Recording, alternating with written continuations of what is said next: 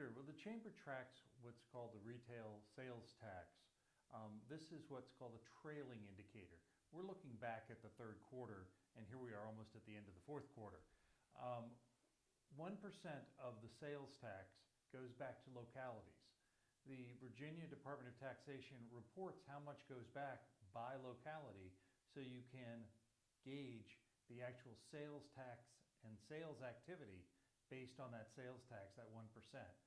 So we've been tracking this now for since about 2006, and the Chamber's Q3 retail report is actually more encouraging than the last three reports that the Chamber has issued.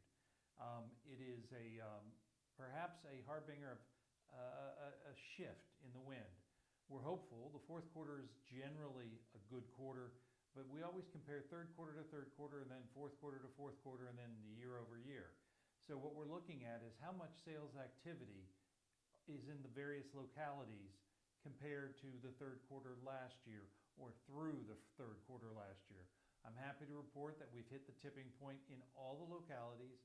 All the localities are now positive year over year for sales tax revenue. That being said, the CPI, or the Consumer Price Index, is up a little over 2%. So if you're not keeping up with the Consumer Price Index, you're actually a little bit behind. So I believe we have 3 or 4 localities that are over that level, and we have the rest that are just a little below that level.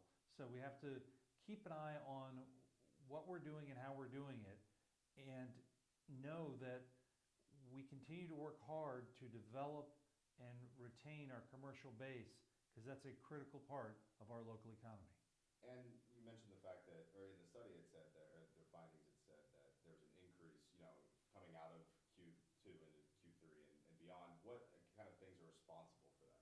Well, what you look at in those time frame is back to school, and you also look at other things that are happening in the economy. People are buying up some things that they thought might be going up in price. This does not include food sales. It does not include, meaning restaurants. It does not include car sales, long-time durable goods. Those sales taxes are captured elsewhere. But the bottom line is this sales tax information is very positive for all the localities. Right. And I mean, what kind of information makes you think, can this be sustained, or do you think that this is kind of an odd situation? Well, when you look at the numbers over time, you really look for what I call big swings. If you see a big swing, something is up in the numbers. What we're seeing here are 2 and 3 and 4% swings. That's a typical swing, whether it's positive or negative. But if you see something in the neighborhoods of 8 to 10%, that's an anomaly.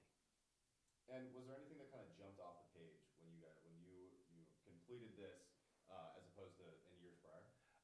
Well, in the previous quarters, I believe we had 5 quarters in a row where Charlottesville was below the number, was negative. This is the first time we see Charlottesville pop up positive, and fairly significantly positive.